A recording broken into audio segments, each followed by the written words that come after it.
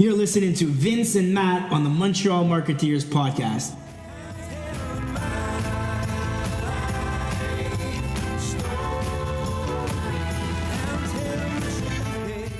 We're here with Montreal Marketeers, Matt and Vince, and we're talking with Scarlett.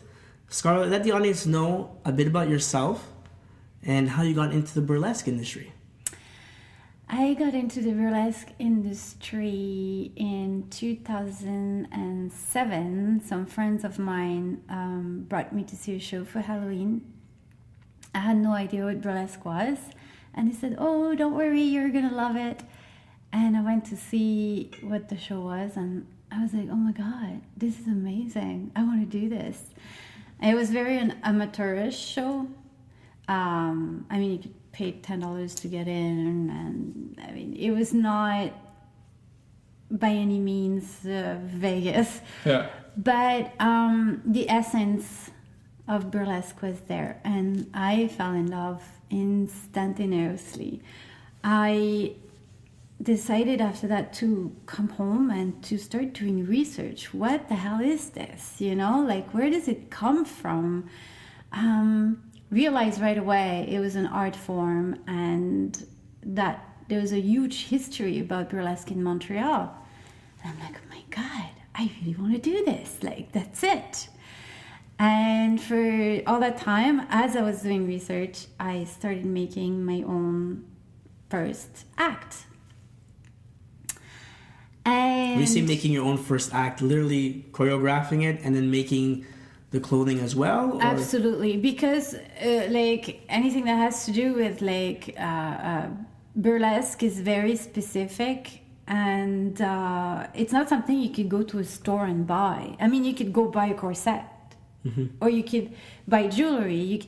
But even for pasties, the nipple pasties, you have to make them because especially at that time in Montreal in 2007, there was no burlesque, or very, very little, very, very little. So it's not like you could walk into a store, "Hey, I want nipple pasties," ça n'existait pas.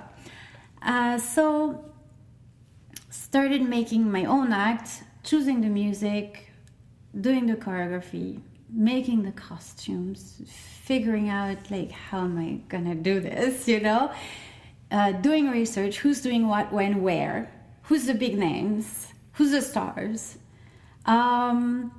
what's the history, blah blah blah blah blah. Probably ordered all the books I could get my hands on. Discovered there's festivals. So it was a big 6 months of research. After 6 months, I broke the news to my, at the time, husband. "Hey, honey, well, I would like to change my life a bit, and I want to start doing burlesque."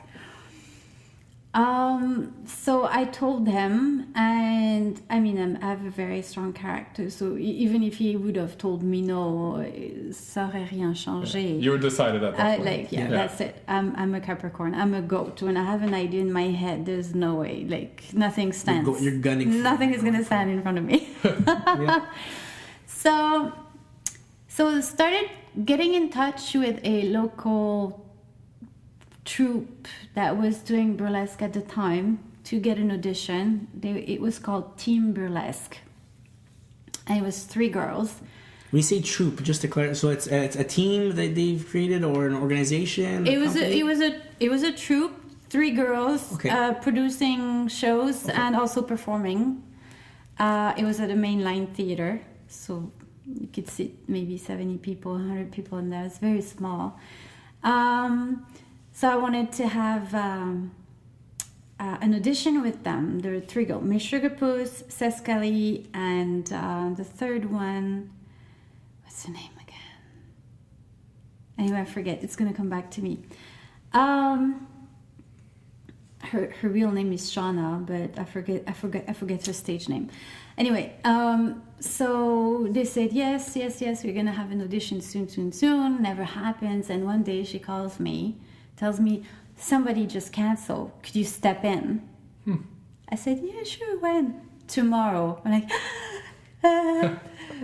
yes, absolutely. And I really wanted to perform to see, am I going to like it? And is the people in the audience is going to like what I do? Because everybody was doing more comedic, funny. It was not about the glamour. It was not about the costume. It was not about sophistication. It was not about femininity at all. It was all about humor and stuff like that. But me, what defines me, what I love is like the glamour, the feather, the Las Vegas, the Parisian showgirl, the glitz, the glam. You know, like that's what vibrates in me. So that's what I came with. I had feathers, I had rhinestones, that I really went all out for my first costume that looks very ridiculous today, but at the time it was a huge deal. You still have that costume? It's right there. Oh, wow. And so the routine was 2.5 minutes. I thought my knees are going to disappear on me. I was so nervous. The first time I walked on stage, couldn't hear the music. My heart was beating so loud. And, but I did it. I was very proud of me. Realized, oh my God, I'm loving this. And as I came out, everybody told me that they really loved it. Oh my God, your show is so good. Na na na na na na na. Full of compliments. I was really excited about that. I was really happy. It's okay. Point number one, it's a good, so I'm going to continue. And that's how I got into burlesque. And from then on, I created second number and pushed. Then created the festival and then really put everything I got into this. Everything I got. So those 2.5 minutes, if you had to put in hours or days, how long did it actually take you to prepare for that? Not just the learning about burlesque, but the actual show itself. It's a process. It's really a process. I'm gonna say it took me 6 months to create that act, because as I was doing research, yes, but as I was doing research, acquiring knowledge, visual ideas, listening to music, picking the right song, thinking about the concept. Oh no, that's not the right song. Let's change it. Oh, is it gonna work? And like practice. It took 6 months making the costume. You know, when you put the rhinestone together, it's one at a time. Yeah. It's a long time when you're preparing costume. So yeah, I could say it took me 6 months, and even today, it could take me, my bigger acts take me years to put together, because you don't work at it like 8 hours a day, 5 hours, 5 days a week. It's like just you're gonna spend a whole day looking for music, and you're not gonna find anything, but you still spend a whole day searching for the music that you want for the specific act.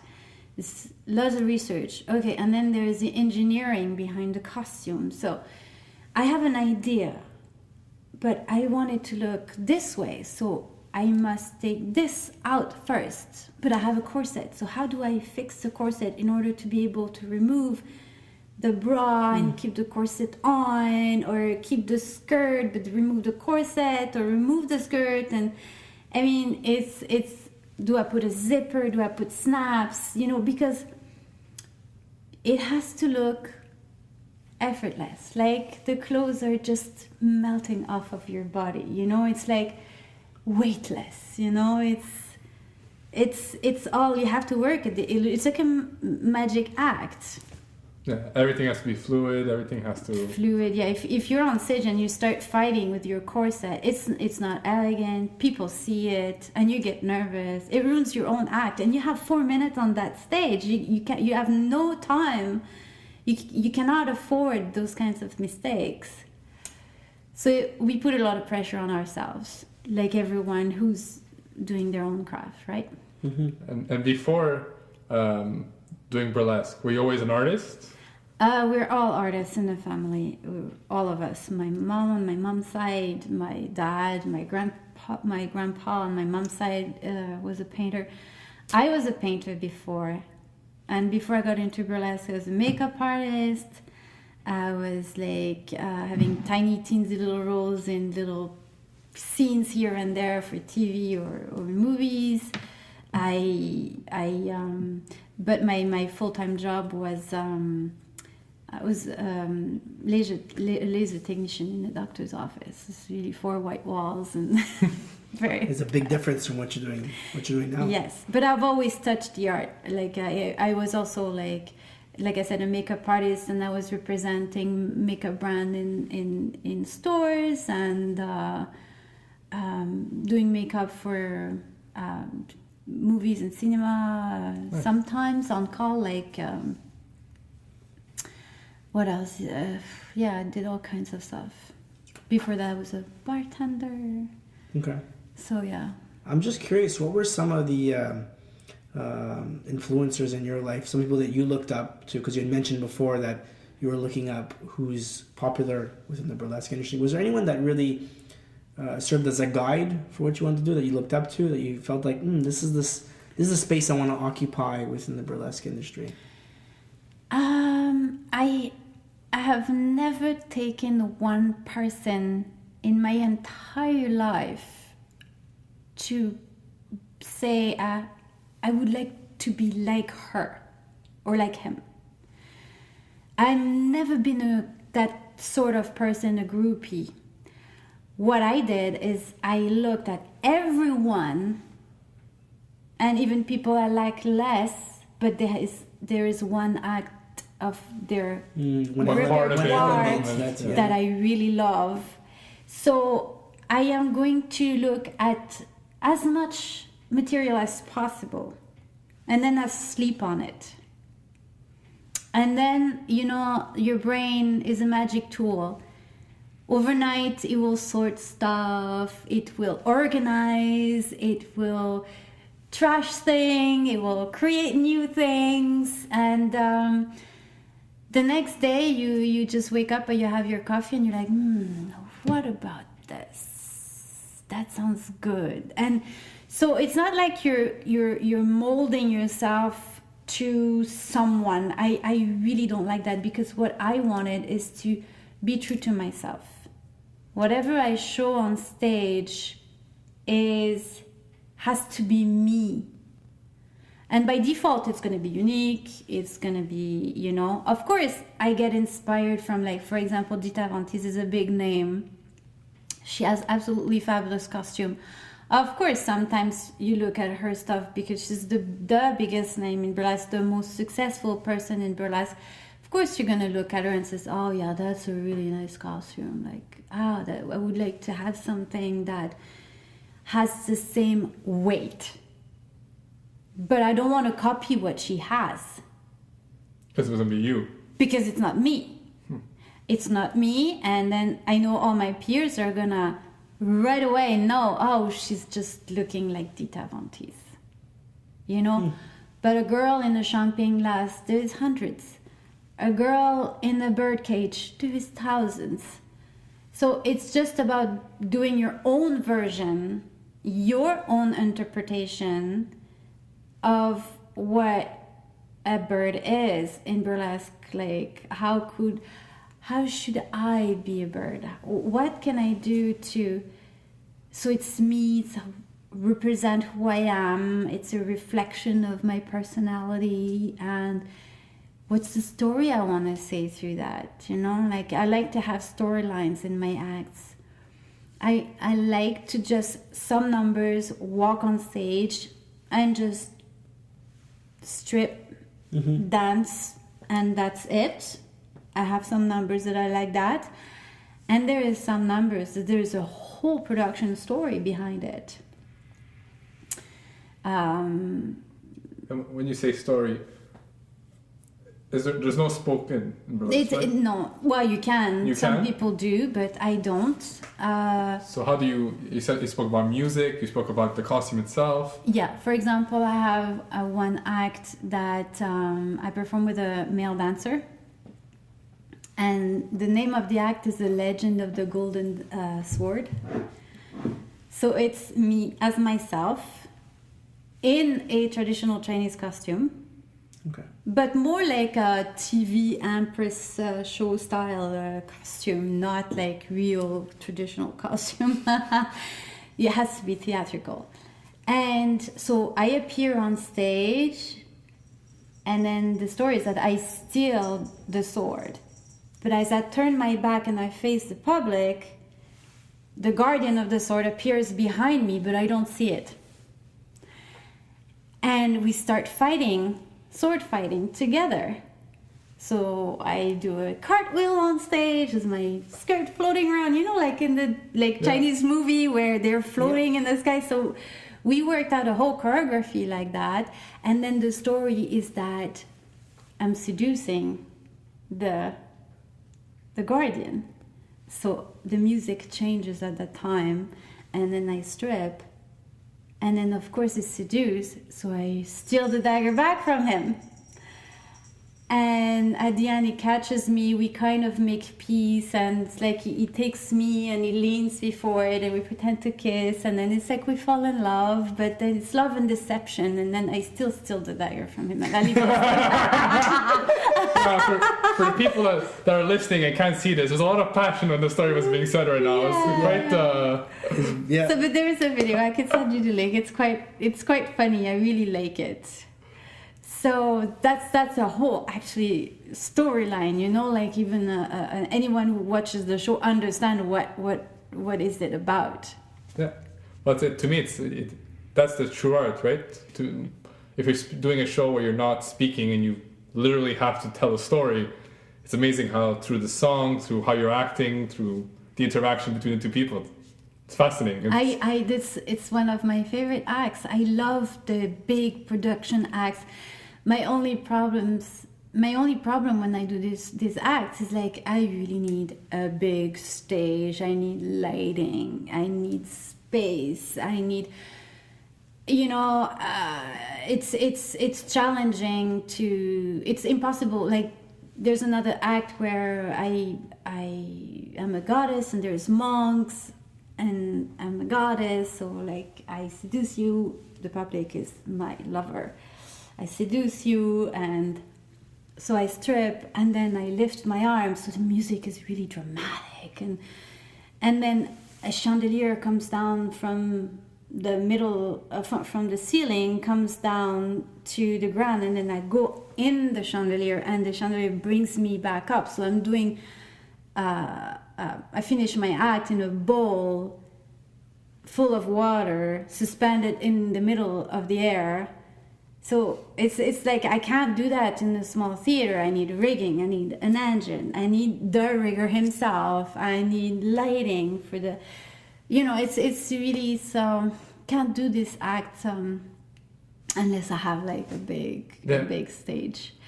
So you have to create smaller acts in order to be able to travel with them and to be able to do them in like corporate events and smaller shows where they either are not set up for such a thing, or they don't have the budget either. I want to ask because you brought up the bird cage and the champagne glass. I'm just curious. Do you know where'd that come from? Why those two started burlesque? Whenever I think of burlesque, I think of the champagne glass and the bird cage. Why? I mean, and obviously it's the most popular shows. But why is it the most popular? I think it's the oldest, like seeing a woman in a cage. It's kind of a cliche. It's a romantic idea to imagine a woman as a wild bird of paradise. Women are so beautiful, colorful, like delicate, like a bird, and it's in a cage because it's married, it's confined to its household. Classical stereotypes. Exactly, yeah. So that's what burlesque is. It's taking like something that is real and making fun of it. That's the true definition of what burlesque is. So you exaggerate, you extrapolate, you amplify, you make fun of. So you take the concept or the idea and you make it a bird cage. You put a strawberry in a champagne glass, like it's or even the fairy of the absinthe. You know, like you drink absinthe, you start having vision because it's actually back in the days it was poison in absinthe, right? It was, yeah, you would. Okay, I didn't know that. Yeah. That's why it was forbidden. You could not, like until very recently, absinthe could not be sold in France, for example, because it was dangerous. People not only were getting drunk, but it was an hallucinogen. Yeah. And the other thing is that you had a tendency to fall backward. So tendency to really hurt yourself really badly because you would fall on your head. So yes, you would get a little poisoning out of that. The recipe changed. It's not like that anymore, thank God. But yeah, it would bring people crazy. That's why the fairy story that attached to the absinthe. Okay. And so absinthe, glass, sugar, fairy, champagne, you know, like women in a glass. Is like the forbidden? Is that would be, you know? It's like a fantasy. Yeah. Okay. Interesting.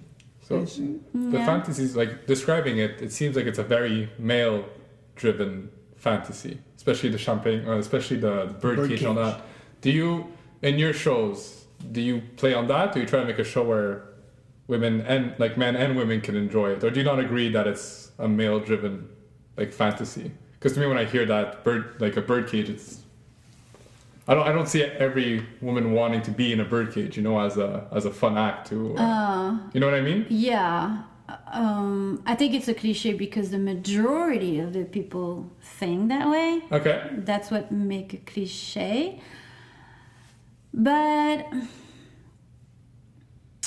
I don't take sides when I do an act. Okay. I am not a political or social activist when I am on stage. Okay. I think there's enough of that in the world, and it's getting worse and worse because everybody has an opinion and tweets about it. Very true.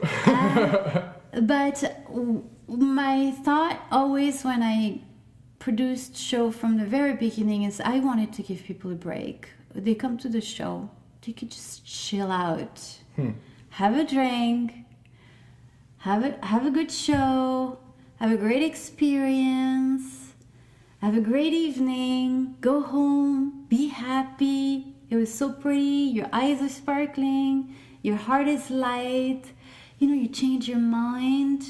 You changed really. You were able to give a break. Your perspective. Your oh yeah. You put like everything stays at the door. Just like I am not into doing There's lots of people doing it. I didn't need to also be doing it. We see lots of people, specifically in burlesque, that are doing it. In burlesque, there's lots of political activists, social activists, gender activists, sexual orientation activists. I can see it being on the humor side too, playing with the politics. Whatever happens, whatever gets tweeted, could be used in a funny situation as well that you can create. Like a comedian, or kind of like a critique as well, as or part of their content. Yes, a burlesque dancer could do the same thing. Yes, they do. Play off of it. They do very much. There's lots of people. People in New York are very. New York is known for their colors of being very outspoken about whatever their cause is. They're very, very strong about it. So yeah. I was not into that. I enjoy watching other people do it a lot. Entertainment. Well, you know, for me, like it does not affect me one way or the other. I really enjoy it. I didn't just see myself doing it too. Okay. And what are the if you had to say there's 5 elements of a successful show? You know, there might be someone listening in that's wanting to go in that industry as well, or looking to create their next act. What kind of advice would you give to say you have to really focus on these 5 elements for success at a burlesque show, as an act, as an burlesque artist, not as a producer? Correct. As an artiste, as a burlesque artist, what are the 5 elements that are really, without this you will not succeed at that show? I would say number one, you need to. It's my perspective. Yeah. Doesn't mean it's the ultimate truth. It's only my vision in my own world. Okay, so don't take it for let's cash. Let's say the 5 things that you judge your own acts. Yeah, my opinion, my personal opinion. Okay, just to be safe and. I agree. You know. Yeah. The first would be really to work on the act as a whole, really think through. The costume is very important. You need to have a good costumes. You need to make sure the finishing of the costume is impeccable. That would be number one. Number two, the delivery of the act, the dancing, the punchline, how you work your choreography needs to be on point, and it needs to be practiced. You have to have a little leeway during your act for 2 reasons. For one reason is like if ever you have a costume mishap, you need to be able to have a little leeway. And the second reason is that sometimes you have to judge according to your audience. If they're really into it, then you could kind of slightly alter your choreography to give them more or give them less, or like you have to be in contact with the audience. Emphasize on certain points that really... Yeah, sometimes you think they're going to react to one thing, but they're reacting to a completely different thing. So you need to put more the emphasis on this thing and maybe repeat it once, or, you know, like kind of feel. Which would bring me to my third point would be make a connection with the audience. An artist cannot survive without an audience. It's a marriage. The ultimate lovers. So they need to work together. So you need to feed off each other. It's like a symbiosis. It's one. You have to be one with the audience. The fourth point, those are the 3 most important in my mind. The fourth one is it's always great to have like a good size accessory stage prop, you know, like a champagne glass, for example, or a chandelier, or bird cage, you know, or a giant banana if you want, whatever you decide, and to practice on that props to be able to give a great act with the props. And number 5 would be to be successful has to be really professional at all times, on stage, off stage. You have to be respectful of yourself and of the others, the public, whoever hires you, the producers. That's a very, very important point. When you travel, to be polite. You know, yes. To me, it's crazy. Symbiosis, knowing how to adapt. You said your shows were 4 minutes. That means you have to really pay attention very closely if you have to get everybody on your side. That, to me, is the very hard part. Like, we're sitting here, we spoke half an hour before, 15 minutes before. Like, we got to know each other. You have 4 minutes to do it. That's crazy. So 4 minutes of acting to do. Yeah, like while you're doing it. Yeah, it's not like you get okay, guys. You know, hi, my name is. Yeah, you don't get an introduction. You have 4 minutes, and every 10 seconds, open, and here you are. Yeah, that's like countdown. Exactly, and you've got almost every 10 seconds. You're kind of okay. Do I change it slightly? Do I continue? And you're kind of doing that in your mind. No, it's not in your mind. Not in your mind. Okay. It's never in your head. It's in your heart, in your stomach, in your gut. Nice. It's never the mind. Never the mind. The mind is a tool that you need when you think about logistics, when you think about engineering, when you think about marketing, promoting. That's the mind. But once you're on stage, it has to be your soul, you know? Like, you cannot establish a communication with somebody with your mind. It's with your heart. You have to open your heart, you know, to welcome people in. Then you can, you know, like It's a vulnerable. It's not like. Oh, of course. Like Yeah. you are, and I find there's such a. It's a stigma in the market to think that it's just simply taking, because you mentioned taking your clothes off. That's just not even on the 5 aspects that you listed. That doesn't matter. That's not part really of the story. The story is the process, how you go about doing it, how you are telling your story to the audience, the type of clothes you wear, the makeup you probably have signifies maybe a different bird in a bird cage versus another. That I find is really interesting. Those little small details that add up to make the full visual effect that you're giving. It's not just taking off clothes. That's not burlesque. Everybody takes their clothes off. Yeah. Twice a day, every day. Yeah, The entire world does. Yeah, I don't get Okay. standing ovations when I do it. No one claps for me. Yeah, no one claps for me. There's absolutely no secrets about taking your clothes off. Yeah, The secret is about the rest. yeah. Exactly. So how do you get people, because you mentioned in Montreal when you started, it wasn't really a big industry.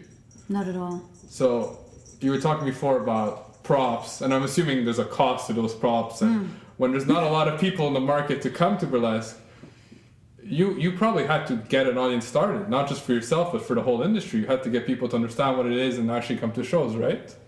And also, you mentioned marketing. Like, how does that all work out? Because that goes hand in hand. So now we're playing on the mind part. How do you... Yeah. I mean, we could say that social media has helped tremendously. Probably many industries, and I would assume in your industry as well, just because how visual it is. Yes. But how do you use it today now to grow your business? Okay. Loaded question. Yeah, it's like one very long question. Yeah, we're gonna... So, yes, so it was a very big challenge at the beginning to get to people and explain to them what burlesque is. I lost a lot of contract because people were very interested until I used the word, well, it's like a striptease, but it's not. And I could see they would physically cross their arms and go back on their chairs. The non-verbal. Yeah. And like, oh shit, I lost them. I just lost them. So, it was easier when I could get a few acts behind my belt in order to be able to show them some videos. It would help. But showing a video is still out of context. So for someone who had no idea what burlesque was, it was really they were getting really cold feet. Because other people thought it was clubs stripping. A lot of people thought it was that, so I had to explain the difference. But listen, at the beginning, I want them one by one. Please come and see, check it out for yourself. And then, yes, the media, the social media really helps because then you could show pictures, you could, I really had to develop. That was my business goal when I started this, is to bring this underground art form to the mainstream audience. Ce n'était pas une mince affaire. I worked tirelessly to be able to do that. I gave them countless performances for free in order to get myself known and also get the brand known and demystify what burlesque is and show them that what I do, because not everybody does the same kind of burlesque, but that what I do and my vision of burlesque is respectful, sophisticated. I call it corporate friendly. I show them my costumes were very elaborate costumes, very flashy, lots of rhinestone, very classy always. So I had to talk about Vegas, showgirl kind of Vegas, but nice, better, it was a whole... It's always harder when you have to work on comparisons to explain yourself. Yes. That's what I'm hearing here. Where just Yes. come see the show, see what it is. Well, it's really unique. There's not. Yeah. It's like this, but it's But it's not. not. Yeah.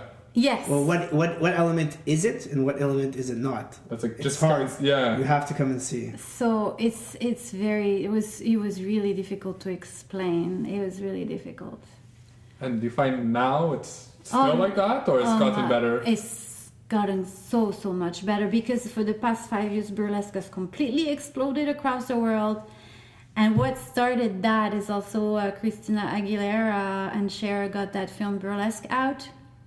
It's not burlesque, it's cabaret, but it helped me because it was a mainstream version of burlesque. So, yeah, you do burlesque, like the movie Burlesque. Yes! Now you have a comparison. Yes. And that kind of like, and when they actually saw the act, they realized it was not exactly like the movie, but it was so nice. And what helped me is that it's the ladies that fell in love with me because they were powerless in front of the feathers. Show them the feathers. You know, like it's like, oh my god, this is so beautiful. So after that, because they loved it, because it was the costumes and the feathers and the glitter and the rhinestone and the costume. They were like, it's overwhelming of like, you know, like it tapped in that little 8-year-old girl that wants to be a princess or wants to be like a Barbie. And so it tapped in that little girl inside, and the women, they just love it. And that's what helped me. How I use social media today is a bit different because now everybody kind of knows what burlesque is. Now my brand, happily, is more established, and I have created a really, really good reputation for myself, which I preserve with very long nails and teeth. So today is more about the brand. Today, I'm working on the brand. Now you also built a festival that's unique to Montreal. Yes. Which obviously would help the brand and support you as well, because you could be a part of that from a show standpoint, get more involved in the community. If you had to tell those who are listening in now to come to that festival, why should they go to that festival? What are they going to get from there? Everybody should come to the Montreal Burlesque Festival because it's the most glamorous festival of them all. I bring every year internationally known and recognized artists that have been there from the very beginning of the renaissance du burlesque. Like a big name like Dirty Martini. I had Immodesty Blaze. I had Julie Atlas Muse. I had Kalani Coconuts. I had I'm not mean to cut you off, but how does one come up with their name, their stage name? Because these are very interesting names you're mentioning, just as stage name. How do you? I want to tap into that. How would you you had to reinvent yourself, make a name? What makes a successful name? Because that's almost the first thing people see before even they see that name. Yes. Actually, there's different ways to come to a name.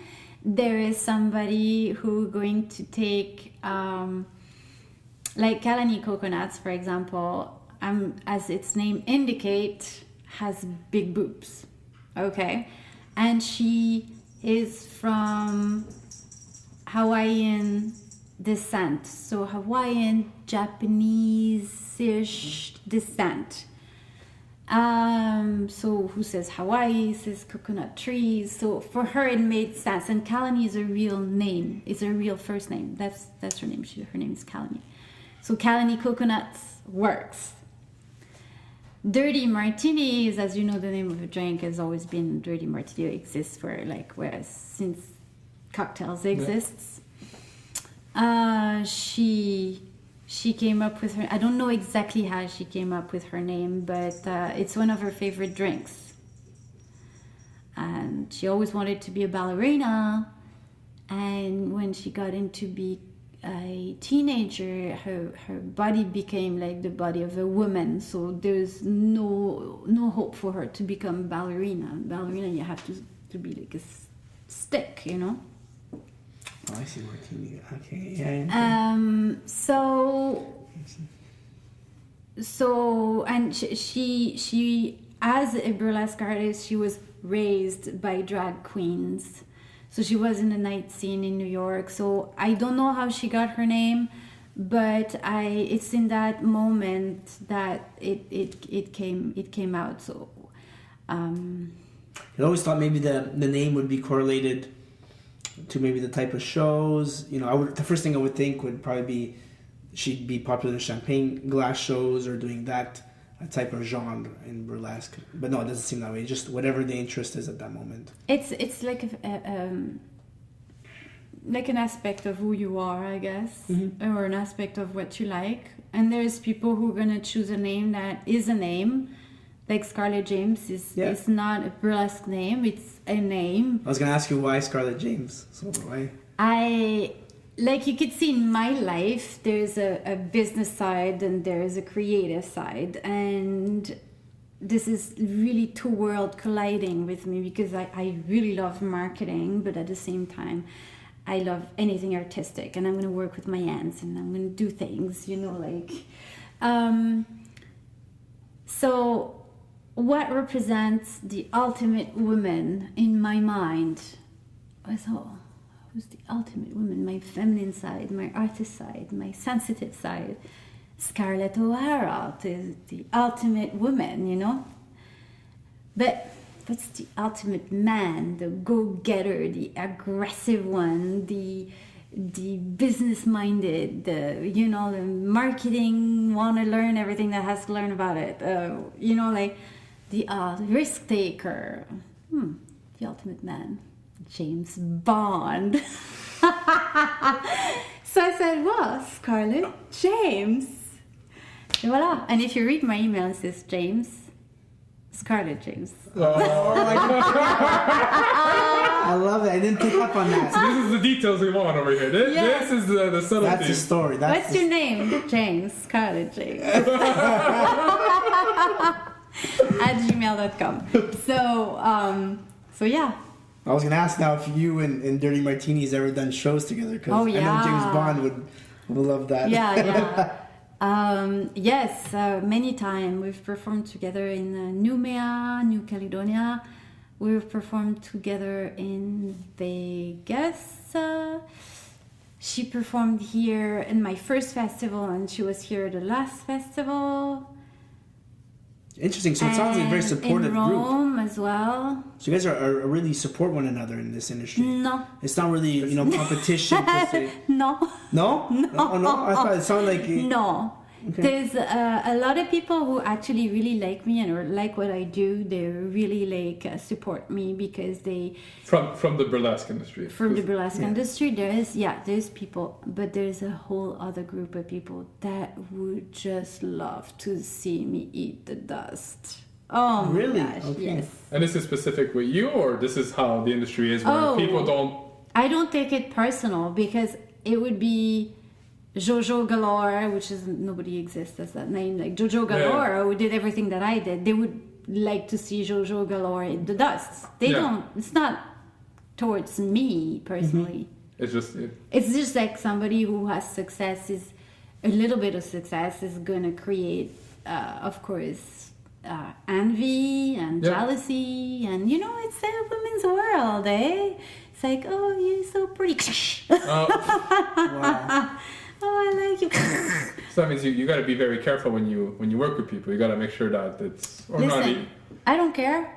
I am very professional, and that's my motto. Now that you have issues in your life, I really feel bad for you. Go consult. Yeah. No, but in the meantime, if I have an event and I need a performer and you fit the bill, I will contact you. You want it, take it. You don't want it, don't take it. For me, it's what that's the business side, do, right? you know? Yeah. I am past that time where I'm gonna worry. Of course, it affects me sometimes because no one likes to get the negative energy from somebody else, of course, you know. But it would be that I would be working 9 to 5 in a dentist office with several other receptionists, and I would get the same thing. Yeah, I was about to say that the same. Yeah, it's not has nothing to do to the fact that it is burlesque. Yeah, it's just the way life is.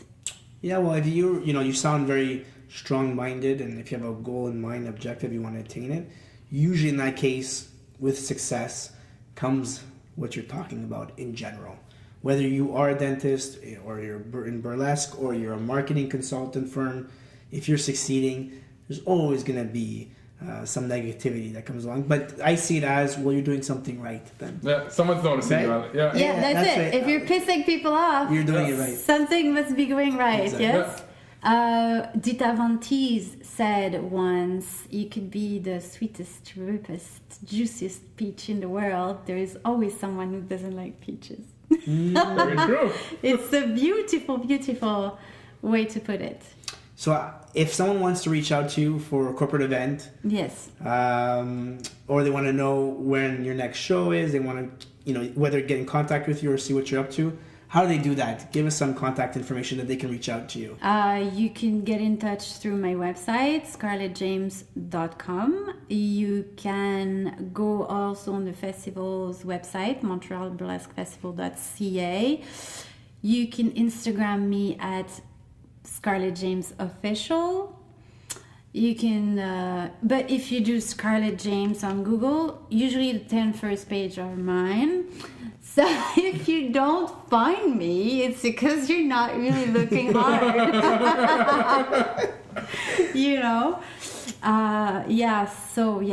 Facebook is Scarlett James, and I'm also verified on Facebook. The little blue dot. Yeah. Perfect. So seriously, it's really easy to find. When does the festival run usually? Is it always the same time every year? The festival, the Montreal Burlesque Festival, is every fall. The next one is 18, 19, and 20th of October 2018. And we're celebrating our 10th edition. Oh. It's a milestone. Congratulations. Thank you very much. But on April 28th, I'm doing the Scarlett James 10th anniversary. Oh. Wow. So it's happening at Club Soda. And it's called the Scarlett Grande Revue. Very cool. Yeah. So I'm assuming that's just taking a lot of your time now working on that, or that's already, the whole act is prepared and now it's just time to... I am in the process of putting the show together and booking some of my artists. It's almost completely done. I'm just placing my things. Once that's done, we're gonna have a live band, so that's exciting. Everybody's gonna perform in a live band. We have decor. I'm gonna bring my biggest acts, so the chandelier, the champagne glass, the horse, and another one, and tickets on sale very beginning of January. So this is exciting. And we usually end our podcasts with a really tailored question to the guest, and it's usually a bit humorous as well. So if you had to be, and it's funny you mentioned the bird cage, because I was like, well, don't ask the question before the end, because I was saving this question for the last question. But in relation to the bird cage, if you had to choose 3 birds that you could be, what are your 3 favorite birds? Now, I'm not sure if you're into, I assume because I looked at your videos on your website, so I saw you've done a few performances. So what would be the 3 birds that you would like to reenact, and your favorite birds, obviously? Okay, I will tweak your question. Perfect. No, go for it. One bird that would be one aspect of who I am is a pie, because I'm very attracted to everything that shines. Okay. A bird that I like to represent when I'm performing is a bird of paradise. And the bird bird that I love to use as much as possible, and that brings me all over the world, is the iron bird, the airplane. Well, Nice. I like it. I like you really don't ask good questions. Thank you for an awesome answer. You gotta get your stuff together right here. Awesome. That's good. Well, thank you very much, Scott, for your time. I really appreciate it. It's a lot of fun learning about the industry. Thank you very much. Very much. And thanks to you too, Matt. No problem. Always my pleasure, Vince. We hope you liked this week's episode. And if you'd like to reach out to us, or just want to simply check out our previous episodes, visit our website, Montreal Marketeers, that's with 2 E's.com. You can also download our weekly episodes wherever you listen to your favorite podcast.